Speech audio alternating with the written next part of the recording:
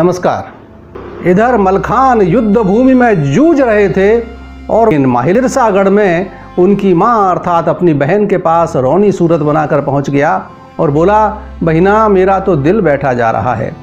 युद्ध भूमि में सुलखान वीरगति पा गया, मुझे मलखान की चिंता सता रही है। मलखान की वीर प्रसूता क्षत्राणी माँ ने जवाब दिया कि संसार में जो आया है उसे एक न एक दिन जाना ही है। मुझे सुलखान के वीरगति पाने का कोई दुख नहीं है, उसने युद्ध में पीठ नहीं दिखाई।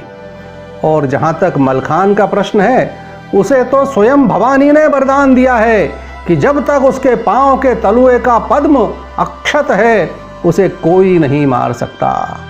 बस यही भेद लेने तो आया था दुष्ट माहिल। फिर क्या था, वह एक बार फिर जा पहुंचा दिल्ली। पृथ्वीराज ने रूखे स्वर में पूछा, अब क्या शेष रह गया है, क्यों आए हो जले पर नमक छिड़कने? माहिल कुटिलता से बोला, महाराज ऐसा भेद लाया हूं जिससे मलखान निश्चय ही मारा जाएगा। और उसने वह रहस्य क्या बताया, बदले की आग में जलते पृथ्वीराज एक बार फिर युद्ध को सन्नद्ध हो गए। एक बार फिर सिरसा घेर लिया गया, लेकिन उसके पहले सिरसागढ़ के बाहर जहां युद्ध होना था वहां 200 खाइयां खुदवा दी गईं और उन खाइयों में बरछे, भाले, कटारें गड़वा दिए गए। ऊपर से उन खाइयों को घास फूस से इस तरह ढक दिया गया कि किसी को भी उस जगह गड्ढा होने का पता न चले। उसके बाद युद्ध का डंका बजवा दिया गया। निर्भय मलखान ने एक बार फिर युद्ध में तांडव मचा दिया। मारकाट करते हुए पृथ्वीराज के सामने जा पहुंचा और पहले तो प्रणाम किया, उसके बाद कहा, आइए महाराज, हो जाएं दो हाथ। पृथ्वीराज ने चतुराई दिखाई और कहा, मुझसे बाद में भिड़ना, पहले अपने भाई का बदला तो ले लो। वे देखो उधर ताहिर तुम्हारे सैनिकों को सुलखान के पास पहुंचा रहा है। मलखान के बदन में आग सी लग गई और उसने अपनी घोड़ी कबूतरी का रुख उसी तरफ कर दिया। लेकिन वहीं रास्ते में घास फूस से ढकी वह खाई थी जो विशेष रूप से मलखान के लिए ही खोदी गई थी। मलखान घोड़ी समेत खाई में जा गिरे। उनके पांव के तलवे में जो पद्म था वह फट गया और मलखान के प्राण पखेरु उड़ गए। घायल घोड़ी ने मरते मरते अपना कर्तव्य पूर्ण किया और तड़प कर अपने स्वामी को खाई से बाहर ले आई। मलखान के वीरगति पाने का समाचार पाकर माँ ने प्राण त्याग दिए और रानी गजमोतिन सती हो गईं।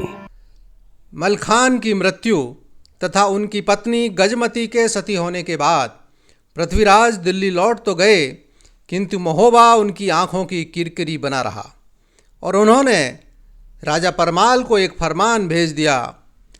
महोबा का दिल्ली से सटा उत्तरी प्रांत, सिरसा का किला, 5 घोड़े और वार्षिक कर के रूप में कई लाख रुपए तुरंत भेजे जाएं। इसके पहले कि राजा परमाल कोई जवाब दे पाते, तब तक तो सेनापति चामुंड राय के नेतृत्व में दिल्ली की विशाल सेना ने महोबा को घेर लिया। युद्ध करने की स्थिति तो थी नहीं, अतः गढ़ के फाटक बंद कर राजा और प्रजा दोनों उसमें कैद हो गए। रानी मलना के सामने भी विकट समस्या थी।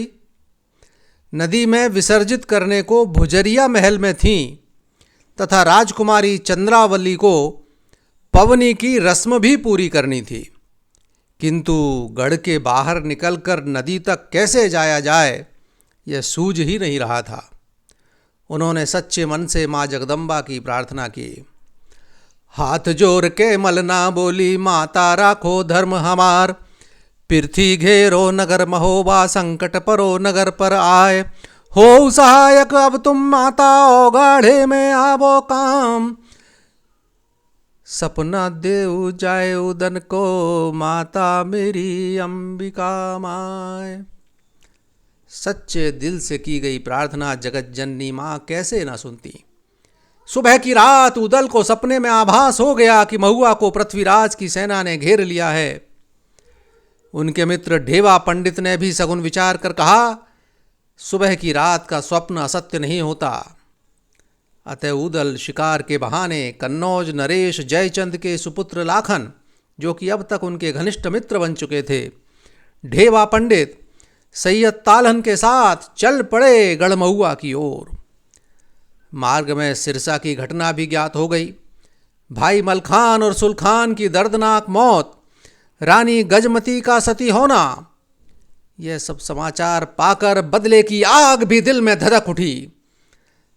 प्रगट में महोबा जा नहीं सकते थे, अतः चारों महारथियों ने जोगी का वेश धारण किया और जा पहुंचे महोबा।